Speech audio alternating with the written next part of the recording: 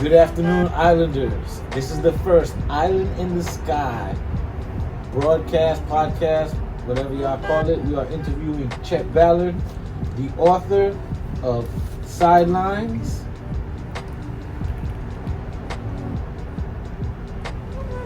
Four decades of Sundays with the Bears. There you go, from the man himself. Chet, you ready? Yeah, I'm ready. So, you know we made some chicken wings. Oh, of course, yes. You know, Island chicken. And I know it's about the tailgate with football, but we'll get to that later because I know you got some stories about tailgate parties and how you guys actually did them. Oh, yeah. So, you worked for the Bears organization for a few decades, along with your brother, and collected memories, right? So, in your new book, Sideline, 4 Decades of Sundays with the Bears, you had your own version of the tailgate. What was going on? Well, our tailgate was a little different because we tailgated after the game, obviously, since we were working, you know. So, we always had someone who was ordering the catering food for the skyboxes to order more food after the game so that we could come down into the players' parking lot and, you know, have food with the players and stuff like that. So our tailgate party consisted of, you know, top of the line, you know, steaks, you know, everything that was available in the skybox. So it was a little different than that. Not your regular tailgate. No. Never. Not Walmart products. No, it was different than that for sure. Yeah. Talk about the shenanigans, Chet. Oh, there were plenty of shenanigans. I know there was a cookout shenanigan. Oh yeah. Well, let me start with this first. I'll Sure. just tell you about the barbecue. So it was the players' parking lot underneath the stadium or the stands was an enclosed area, and there was only two basically ventilations point to get into the stadium. In and out. In and out. You got this side and you got that side. Other than that, it was a closed off and closed area. And my wife Sharon's there, my brother's there, all the guys from the visitors' locker room. And we're going to set up a grill and we're going to barbecue steaks. In an enclosed area. Well, in an enclosed area where all the players are kind of hanging out. Right. So, sure enough, we get this barbecue going. And we put the steaks on. Smoke starts coming off the barbecue and filling the entire players' parking lot. Players are coughing. What are you idiots doing? You know, what are you guys doing? All that type of stuff. You know what I mean? It was crazy that we just smoked out the basic parking lot. So one of those times when we were in there talking about shenanigans, that's one of the times that we were in there. One of my buddies said that he had a marijuana joint. Right.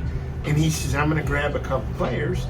Do you want to go ahead and, you know, smoke a joint with them? And I'm going to say, well, yeah, of course. Why wouldn't you, know? So we kind of went down into one of the other, you know, bowl areas of the parking lot area. And we light up this joint. And we're smoking the joint. It gets handed to me, and I hit it, and I hand it to another very well-known Chicago Bear player. Right. And he takes a joint and he hits it. And out of the blue, I say to him, hey, what happens if the NFL comes to you tomorrow and says, we're going to need to take a drug test? And he says, well, no problem. I'll just go get piss from someone that doesn't smoke.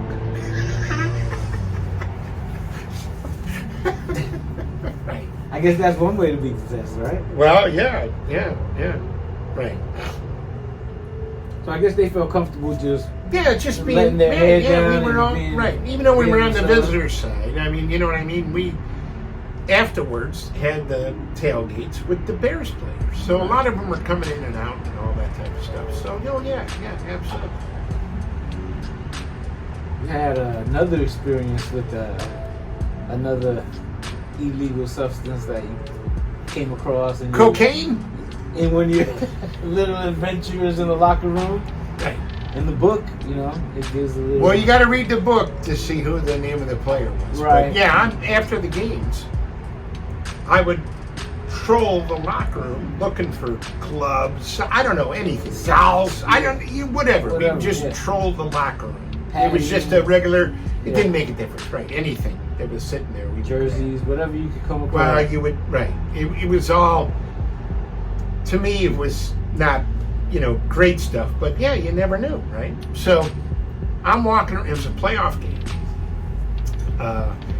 And I'm walking around the locker room trolling. And I get into the corner of the locker room. And these players who are in the book. Get the book if you want to know who the players are. Right. Right. Here we go.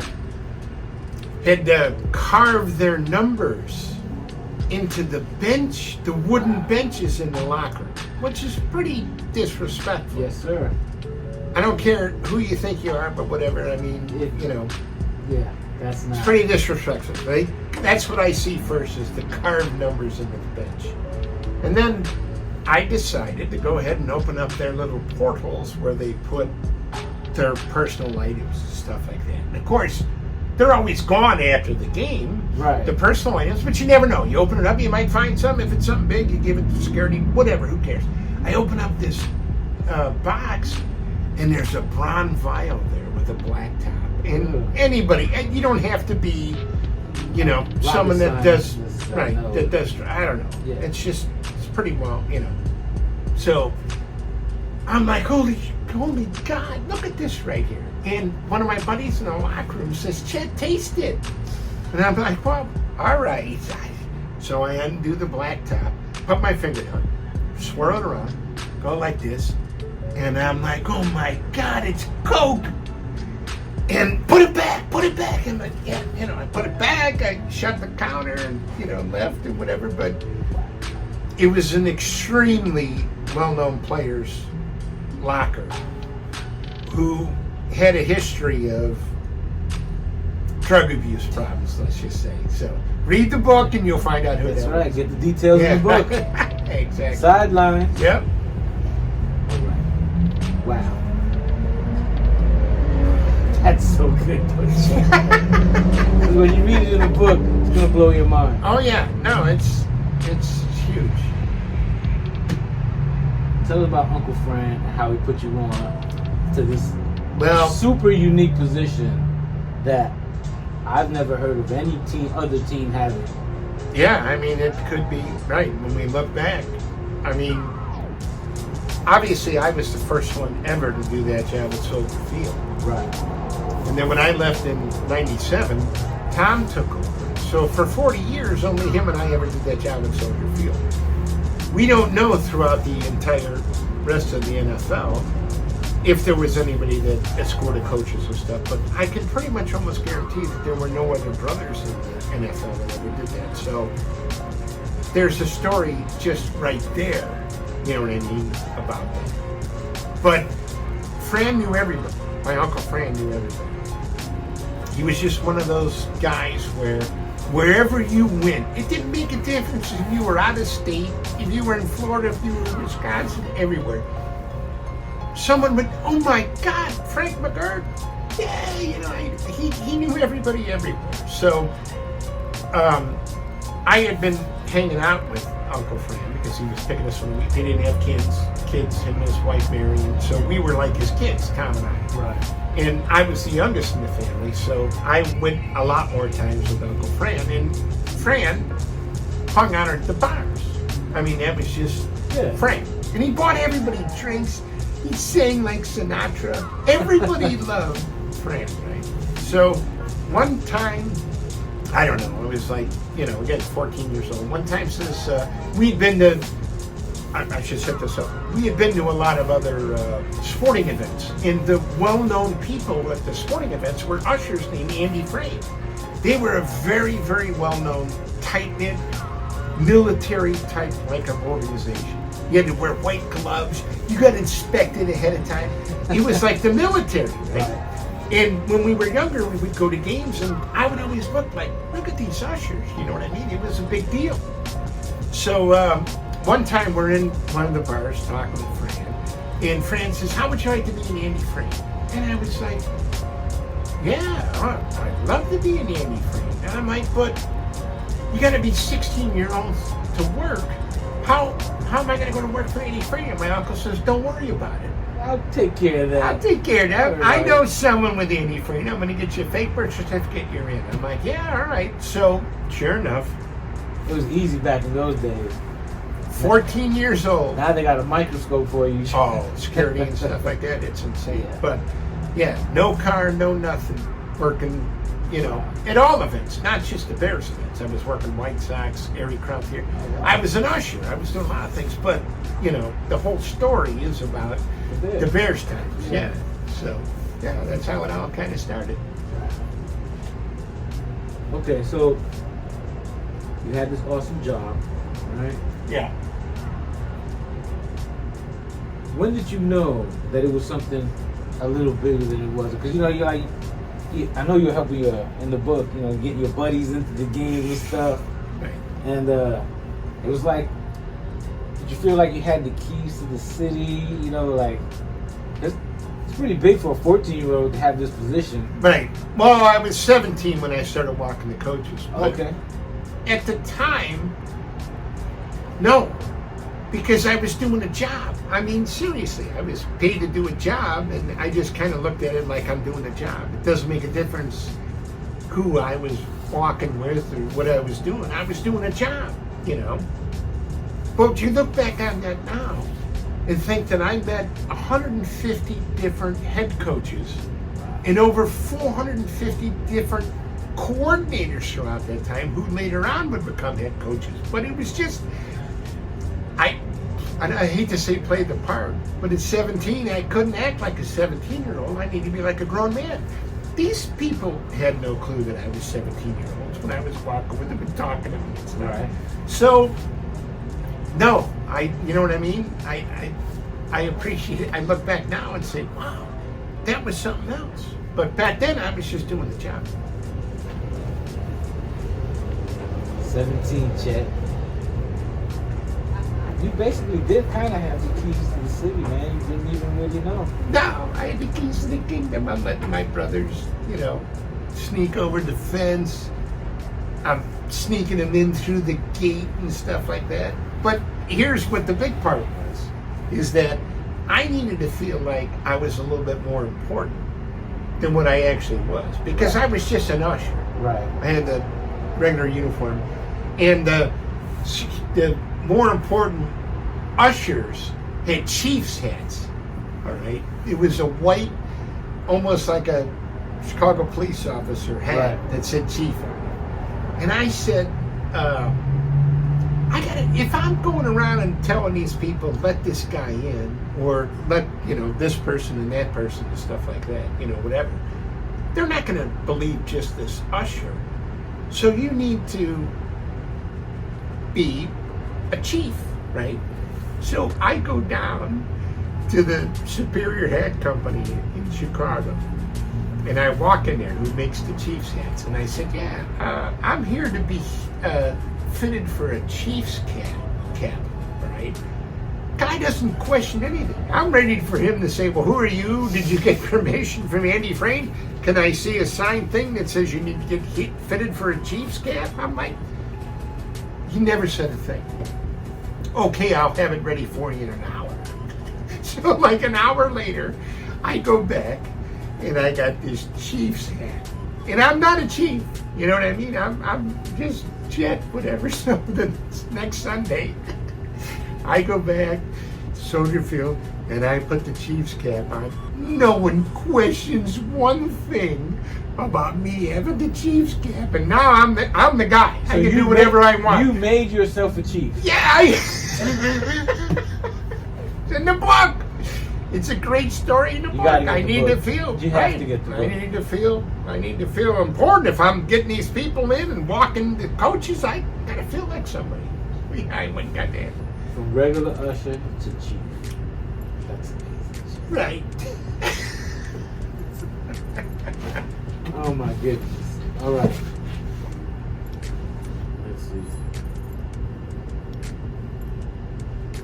When did you know it was going to be something bigger than? Well, as soon as the Bears won the Super Bowl in '85, you know what I mean? And I knew at that point, at least security-wise, things were going to change drastically. Right. And when you look at today's NFL compared to what we were, it's completely different. Security is, right, there is, High-tech security. yeah, well, cameras. What we were doing was nuts. So I was walking right up to the gate and letting my brother Tom in and just saying, hey, this guy's good, let him in, and he'd, go on the field and do whatever. So after the Bears won the Super Bowl, that's when I said, Tom, to my brother, security's going to change like you wouldn't believe.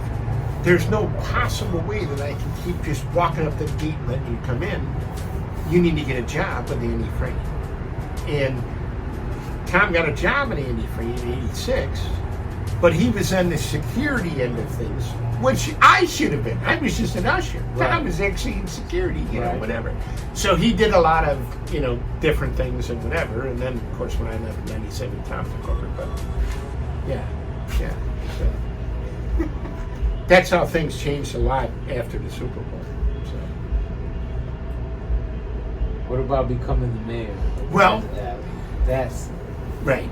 So after I got the Chiefs hat, all right, everybody thought that I was somebody.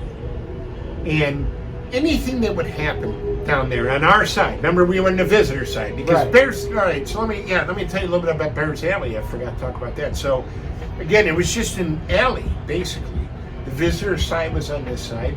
Referee's locker room was right here, the Honey Bears locker room, whatever, and then there'd be a long hallway, then there would be the Bears locker room. So the Bears would come in there, the visitors would always come in the side right there. So that's where we were always at, it was on the visitor side. So we, as Tom says, we always got to see the winners. Right. Not when I was there or whatever, but we always got to see the winners. So that was kind of, the Bears Alley side. And we were always on that side. But what was the original question? What did you ask me? how did you become the mayor? Oh, yeah. So after years of just being there and having the Chiefs hat, and, really all I needed to do was just walk the coaches up, walk them back down, and then after the game, walk them out. All in between all that time, I had time to do whatever I wanted, right? So I would patrol the alley there and just talking to people, media people or whatever. And nobody knew what was going on except me. So there would be media people or whatever would ask just some random person walking by, and they would say, go talk to the mayor. So the media gave you the name? No, it was just, one of the co-workers just said, hey, yeah, go talk to the mayor. It was just one of those, hey, go talk to the mayor. So anything that happened down there in Bears Alley for a time, I had to approve. Especially if it was media or whatever, I was the one that everybody went to, and I would make the decision whether it was okay or, yeah, you can be down here, and, no one questioned it because the mayor said it was all right. The mayor has spoken. Right. That's awesome. Yeah, it was good, yeah. Did you get a special hat for that? No. I should have gotten a special hat for Mayors of Bears Alley, but I never did, no. Tell us about the antics, Chet. Oh. The little pop-ins you did. Yeah, the antics were great. So, my entire goal throughout the time that I was working there, and in the book there's some great stories, so you need to watch, read the book. But this is one of my favorite I always parts. wanted to get on camera. I didn't care if it was an out of the state. I didn't care. If there was a camera around, I wanted to be in it, right? It's just, I wanted to, do a photo bomb. Photobomb, yeah. And I don't even know if photobombing in 1984 was a thing. You might be the originator. I've said that. So, You can find the footage though. That was funny. That's one of my favorite things about that. it's awesome. Hilarious. So, the Bears are playing the Raiders on an afternoon game, right? Because they were on the other coast. It was a nationally televised game. It was on NBC. The broadcasters were Merlin Olsen and Dick Enberg. And right next to the broadcast booth was the coach's booth. All right? And we never saw commercials because it was the feed to the stadium. Right. So you didn't see commercials. You could see what they were setting up for and getting ready to do it or whatever. And I noticed for 2 hours and 52 minutes into the game that every time Merlin Olsen and Dick Enberg were setting up, it was the window next to the coach's box. So they'd be sitting there doing their comments and stuff. And every time I would look, I'm like, oh boy, as soon as they go on, I'm jumping in. I waited 2 hours and 52 minutes till the third quarter. Dick Enberg and Merlin Olsen are getting ready to do their talk. And the camera comes on, and I do one of these. And the television production guys are like, yeah. And I'm just, doing one of these and looking. But ain't that? It's hilarious. You got to see it. It's right. So the next week, we come back, to the game, whenever the next game was. And I get the coaches up to the box, and there was a black screen that was up all over that same window. And the coaches sit down. We can't see out here. Get that screen back. We can't see the corner of the field. I'm like, I'll take care of it. So the next week, I go right back into that studio I walk right into that studio. All right. And I'm like, hey, the coaches can't see out of that corner of the window. You got to move that back. Well, we can't move it. I'm like, the coaches can't see the corner of the field. And all right. So they go there and they just basically very right. And the coach goes like this. And they leave it. And in the book, right, you believe that the next week or whatever, the same idiot that they had put that screen up for, walking in saying, you got to move that back. They probably hated you. Did you do any more photo bombs like that? Oh, I did a bunch of photo bombs. I mean, during the Fog Bowl, I'm on 3 times in 1984. Oh, yeah. Anyone has footage. Yeah. Right. Look for Chet. Yep. Send us the video. Right. No, I did a bunch. That's all I cared about. Right. Oh, Jumping out in front of that camera. Well, there's a great John Elway story that's in the book, and just not, there's some, I photo bombed one time too, and that's in the book. It's Phil Collins' story. Yeah, no, don't give that away. Let them read the book on that one. Right. Yeah, exactly. All right, let's see what else do we have here. All right. We don't want to give away everything, but people should read the book. What do you think about football today? Is it a lot different than football back then? Yeah. I mean, it's completely different because it's a business, and that's what, as fanatics, we don't understand. You know what I mean? I mean, we're fans, So. Okay. Well, first of all, we got some incredible wings here. Thank you, Chet. I'm going to have one in a second, but holy God, look at Got this. the Island in the Sky. Look at this. Original Honey Jerk and Island Buffalo exclusive, available at Island in the Sky. Hit me up on Instagram and Facebook. And I got to admit, I already had one of these earlier. They may be some of the best wings I've ever had, brother. Thank you, Chet. I appreciate it. Thank you, sir. I truly appreciate that. No problem. All right. Here's a good one, Chet. Yes. This is one that I think the people want to know.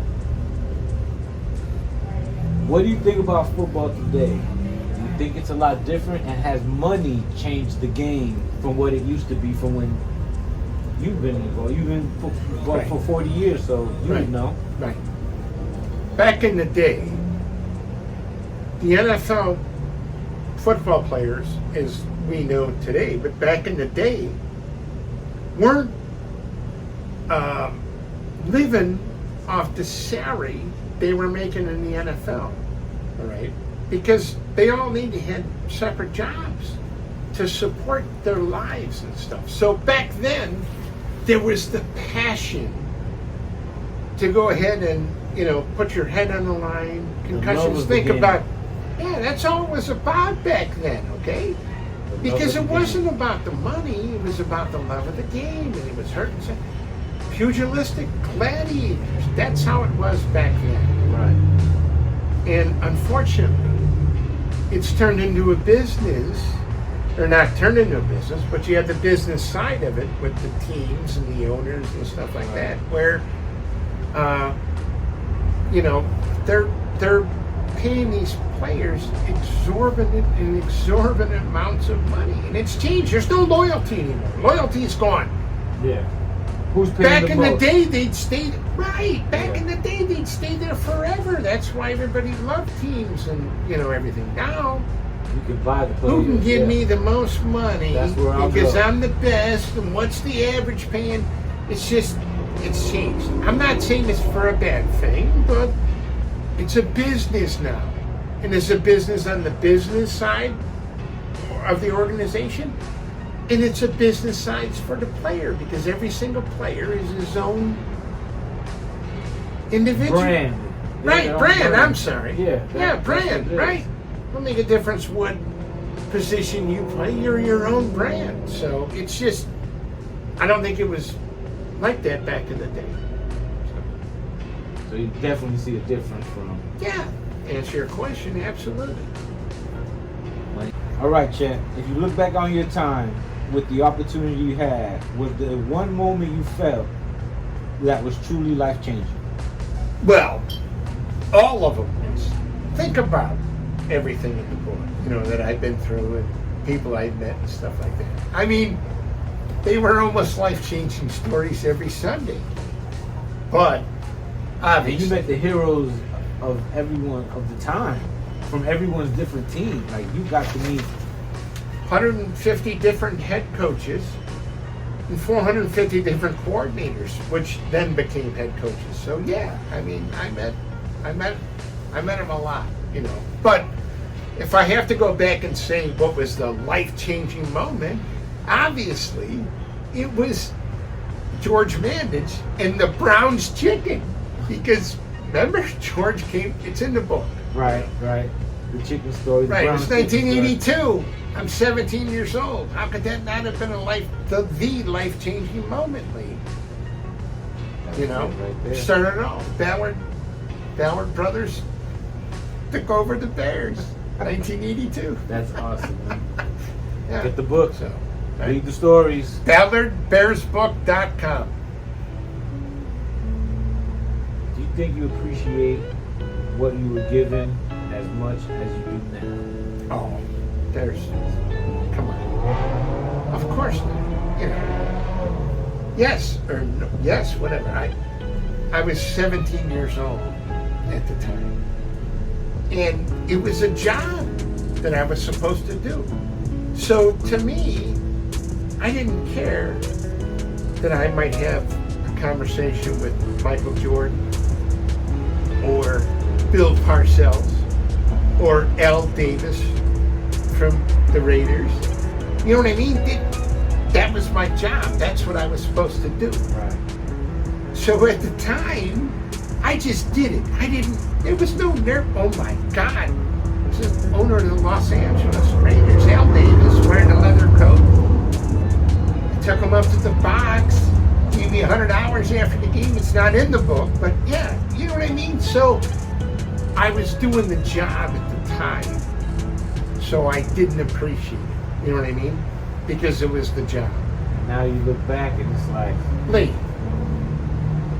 Right. Al Davis is giving me 100 hours after the game. I'm like, I can't take that. He says, you take this money right now. I'm like, I can't take this money. He goes, if they fire you, I'll hire you. Al Davis, Los Angeles Raiders.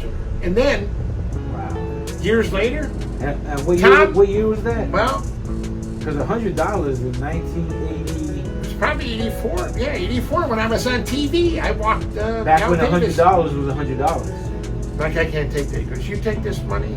He goes, if they fire you, I'll hire you. And I'm like, oh, thanks. And then years later, Al Davis did the exact same thing to my brother Tom. Wow. Right.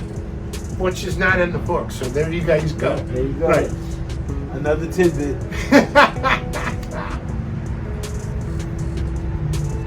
Why do you think it's good for everyone, not just football fans? Right. That's a great question, Lee. I mean, it's a story about Tom and I, and we haven't done the research enough to know some of these facts. Right. All right. And it's really something that we should look into.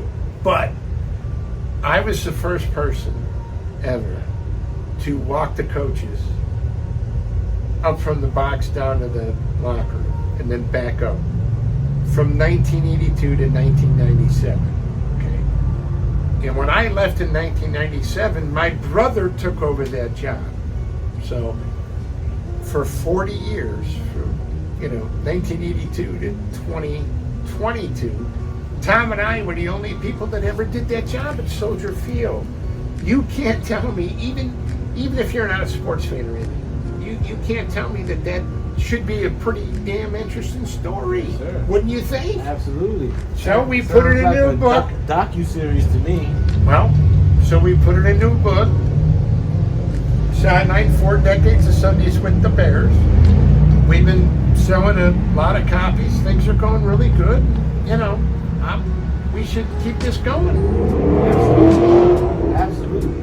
Because the stories they're authentic. You were there. First person.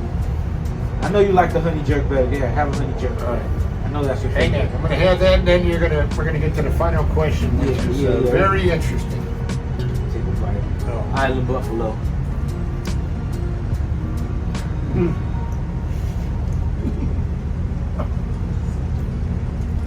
Wow. Yes, sir.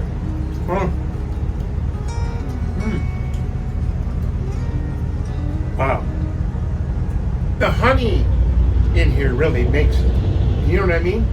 It's the The sweet jerk. and savory. Yeah, sweet and savory. And Right. it's a mild jerk, so it's not Right. spicy. It doesn't have that kick. Right. Unless you ask for the kick, and then I got you. But Lee knew ahead of time that I'm not a spicy guy, right? Yes, So sir. it wasn't going to make anything over hot. No, sir. These are perfect. Thank you, sir. I appreciate that. You could sell these for a lot of money, Lee. That's the plan. Well, we don't try to up the price. We try to keep it fair for everybody. Right. Times are hard right now, so I like to make sure everybody gets good food at a fair price, and is happy with what they're getting. I appreciate you, endorsing Islanders. these. Thank you. I'm endorsing these wings. They are awesome. Can't wait to have another. All right, let's get to the... Okay. Final question. Do you think Taylor Swift had been good for the game?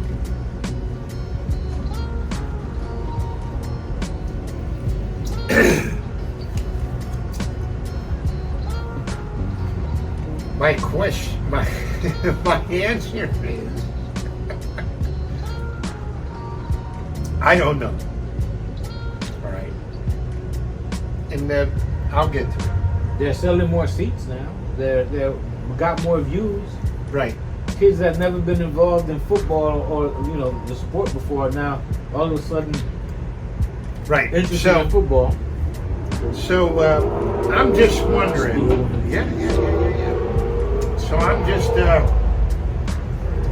just wondering why the NFL and the Chiefs and Kelsey are so enamored with their relationship, considering that Russell Wilson is married to Sierra. Yes, sir.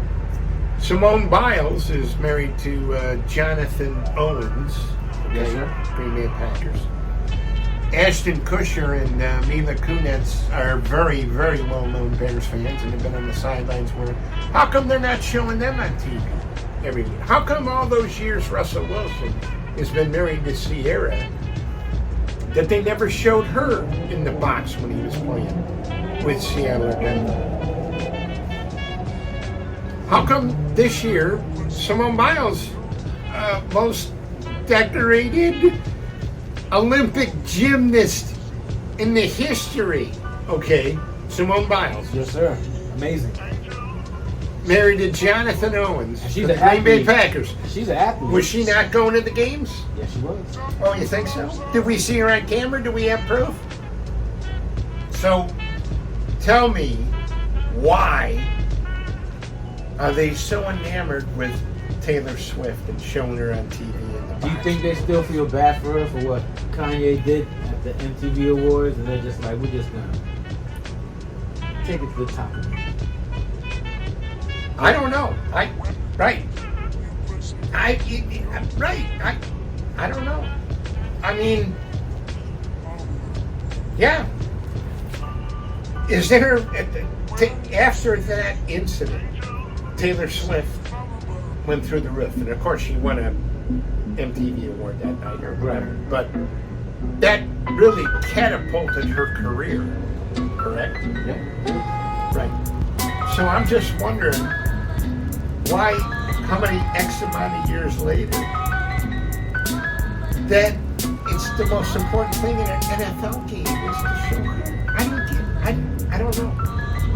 Kansas City Chiefs organization are thanking the fans and whatever, but they're what, 14-year-old girls, 16? What do they know about the NFL? I don't know. It might help the NFL.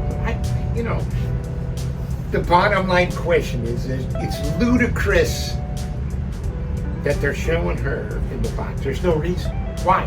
What does she have to do with the NFL? What does she got to do with Kansas City? She's dating. How do we know how many other stars all these players around the NFL that are dating? I would be jealous if I was. How come you're not showing my girl up there and bringing attention to the team? I don't know. To me, it just, you know what? Yeah, money. And that's all I'm going to say. Here's what it comes back to. I said it earlier. It's all about business. And as fans, but we're a fan. We don't understand the business end of it. The business end of it, that's helping the Chiefs. I mean, millions of dollars helping money coming to the team, buying merchandise and stuff. For what? How? Why? Why do we care about Taylor Swift? That's just me. But it's a business. Yes, it is. She's famous. She can get 14-year-old girls to come out to the game with their dads. Guess that's how you get them. Chet, always a pleasure, sir. Oh man, let's have another win. Yeah, let's have another win. Oh, God. This has been an exclusive interview at Island in the Sky with Chet Ballard, the author of Sidelines, 4 decades of Sundays with the Bears. Check it out, guys. All the stories, everything's in the book. Check it out. And we're gonna do another one of these. Maybe we'll get a little more. We'll squeeze Chet for a little more information next time. Maybe. I'll bring more wings and beer. This Honey Church wings are the best I've ever had. Oh, man, thank you, Chet, man. I know I didn't. Enjoy and to the top, sir. To the top. Always. The book, y'all. Get the book. Thanks, everyone. We'll see you next time. Huh? Appreciate you, Islanders.